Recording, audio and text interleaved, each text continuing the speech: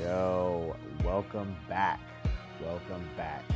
In this week's episode, we're going to talk about Soulja Boy's latest investment. We're going to talk about this damn coronavirus and its impact on the market. Then we're going to slide to Atlanta, and I'm going to show you young Jeezy's former Buckhead Penthouse. Then we're going to skip down the street and talk about Cardi B and Offset's new home and their plans for upgrades. You ready? All right, let's go.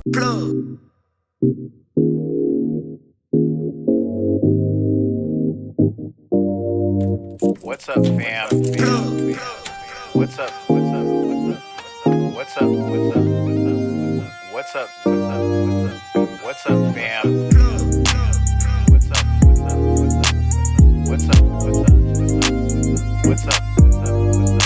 What's up, fam? What's up?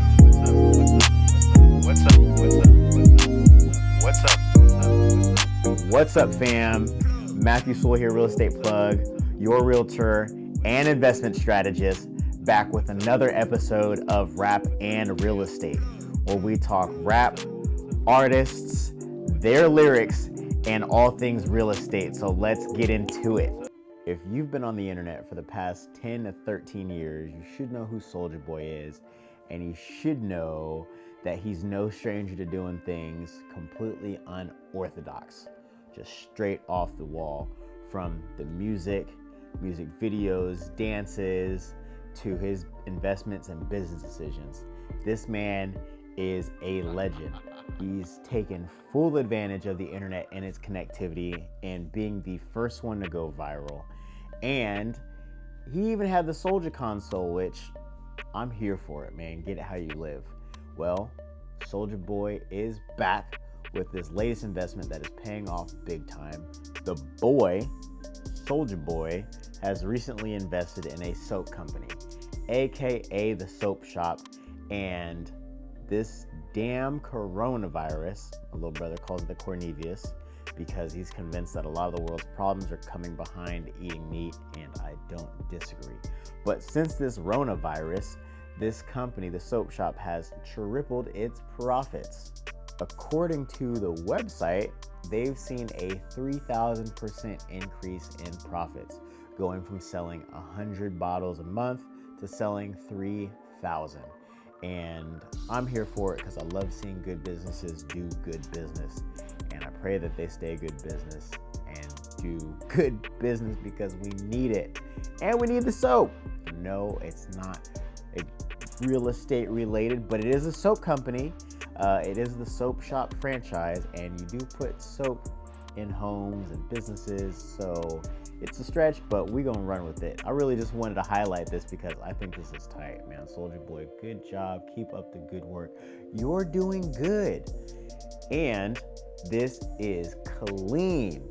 Having a soap company, they do detergent, they do hand soaps, they do all types of stuff. So check them out, soapshopfranchise.com. Check them out, support the boy, the Soulja Boy, and keep your hands clean. And speaking of keeping your hands clean, one of the times that I was showing my commission and he gave me the elbow, and then we did the foot. And this has made me wonder, what the hell does all this mean, and what kind of impact is it gonna have on the market?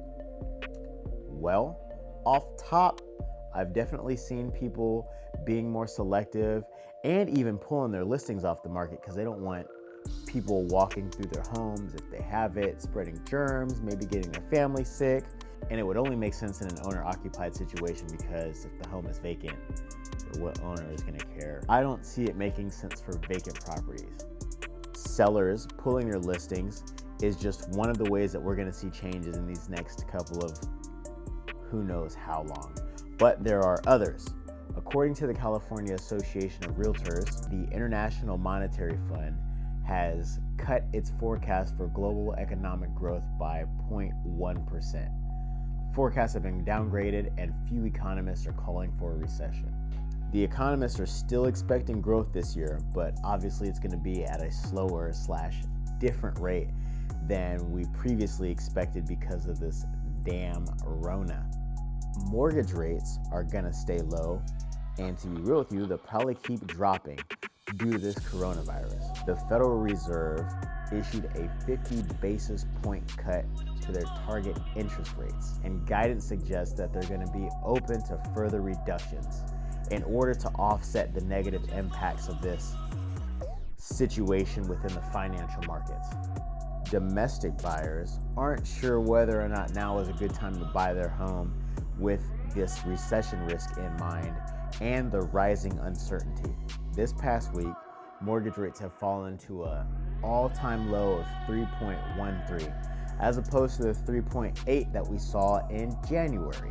One of the homies recently hit me up in response to something I posted about these interest rates. He was like, yo, I hope they don't go down any further. I just refinanced my house. And I feel you. But at the same time, that's selfish. How do you not want the interest rates to go down? Not playing. But this could be a big deal. This could be big savings. Going from 3.8 to 3.1 means that houses have just become a lot more affordable and could save somebody a tremendous amount of money over the life of the loan. This is looking like a game of limbo right now. And my question is, how low will they go? The volatility of the financial markets could reduce the demand for luxury homes, but at the same time could present a great opportunity for you if you've been looking for a luxury home. With people looking to sell, the uncertainty of the market, potential price cuts, and now these low interest rates, this could be the come up. Demand from foreign home buyers could be slowed up over the next term. China's economic growth has definitely taken a hit behind this coronavirus, and it could negatively affect California and the rest of the world. Foreign buyers represented 4% of the home purchases last year. Foreign home sellers may experience closing delays because the consulate and the embassies are closing early, if not being closed altogether, which could make getting a notarized deed a little bit hard, if not impossible. So if you are working with a foreign investor, make sure that they get their deed situations taken care of immediately if they're overseas. And if you're working domestically with a foreign investor, make sure that they've got all their stuff in order as soon as possible so that you don't face delays behind this damn coronavirus. If the sellers are here in the US, encourage them to get all their things taken care of before they dip out. And if you're not in contract yet, make sure you make use of the contingencies. Those could be life and dollar savers for you.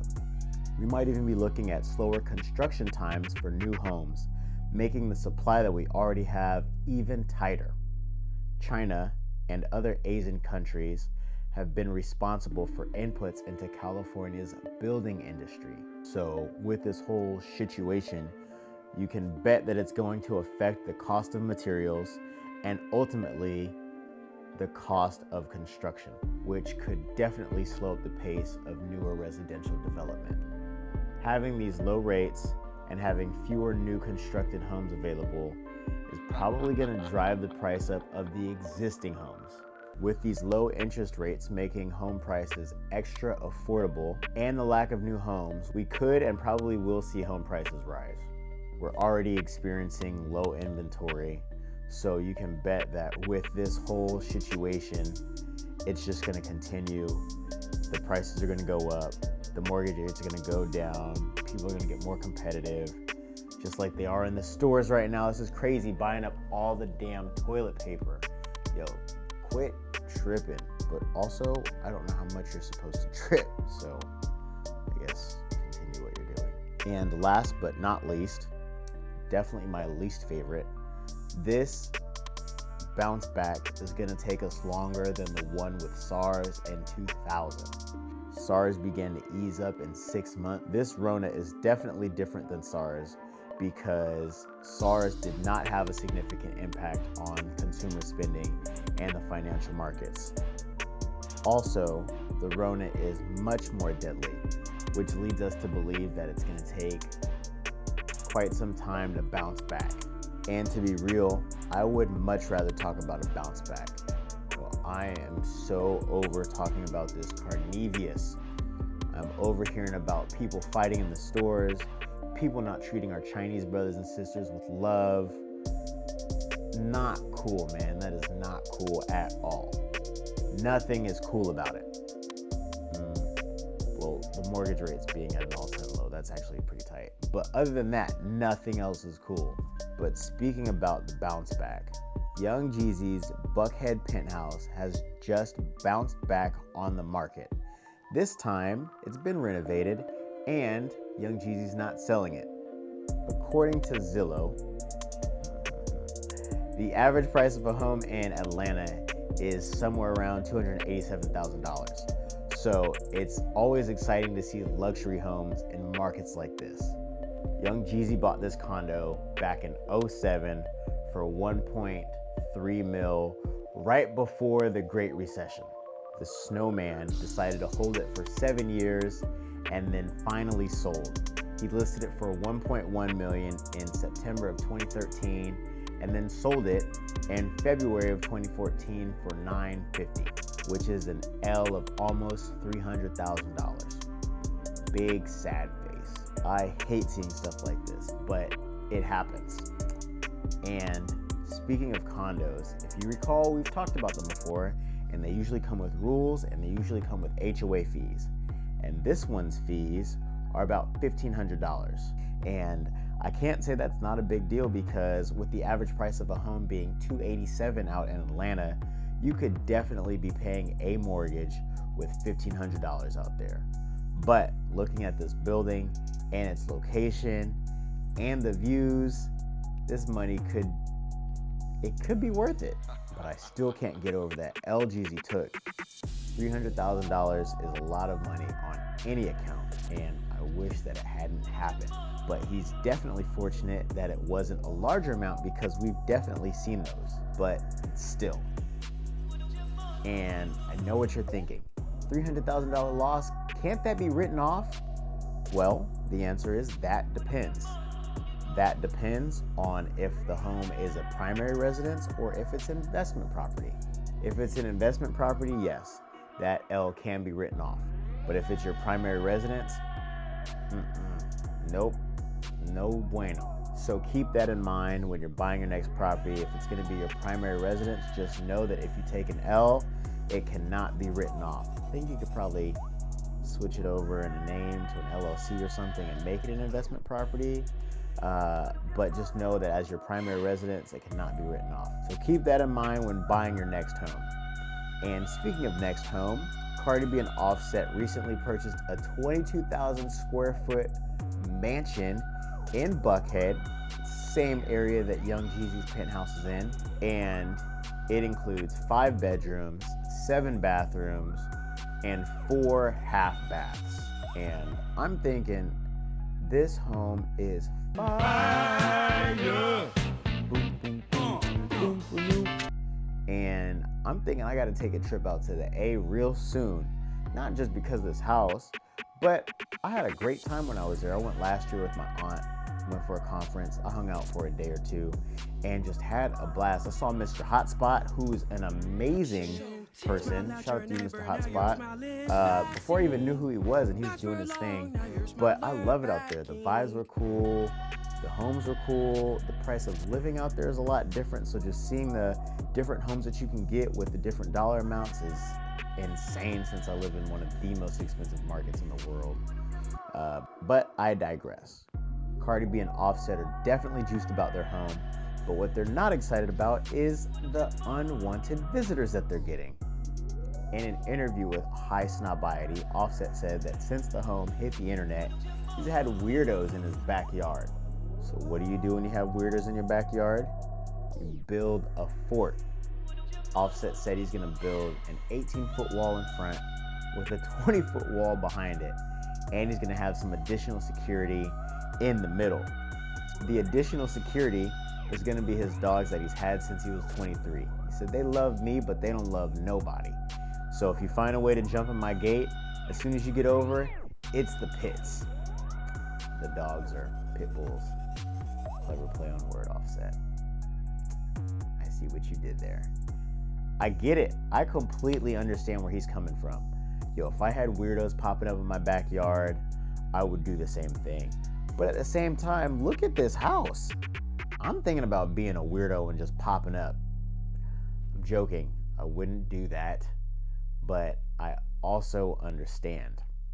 This house is fire. Now me, on the other hand, I don't show up to houses uninvited a lot. Unless I'm door knocking or the house looks vacant and I'm leaving a note letting the people know that I want to buy the house, or my mom's house or my dad's house or my cut. Okay, so I show up to houses uninvited sometimes. Listen, it happens, but I mean well all the time, and I'm not just being a weirdo, okay? But speaking of notes, I want to know what you think. What are your thoughts on Soulja Boy's newest investment? How do you feel about this damn coronavirus and its impact on our markets? Are you feeling the snowman's old house / new listing? And if you had weirdos popping up in your yard, what would you do? How would you keep them out? I want to know. And with that being said, if you have any questions on anything that you've seen or heard, do not hesitate to hit me up. You can find more information on my website at www.myrealestateplug.com, or you can find me on all the social medias at myrealestateplug. You can call or text me. And remember, my name is Matthew Sewell. I'm your real estate plug, and I'm here with you and for you.